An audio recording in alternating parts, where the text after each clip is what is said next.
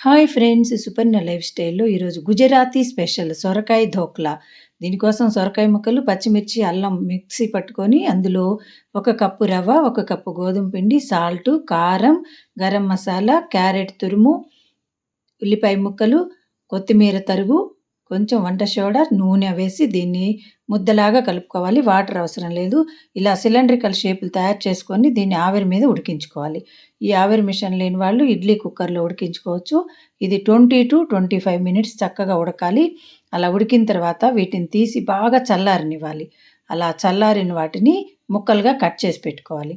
ఒక పాన్ పెట్టి అందులో ఆయిల్ వేసి నువ్వులు, జీలకర్ర, పచ్చిమిర్చి, ఎండుమిర్చి, కరివేపాకు, ఇంగువ వీటినన్నిటిని వేసి ఇవి వేగిన తర్వాత ఈ ముక్కలన్నీ వేసేసి 2 పక్కలా వేయించేసుకుంటే గుజరాతీ స్పెషల్ ధోక్లా రెడీ అయిపోయింది. టేస్ట్ చేద్దామా?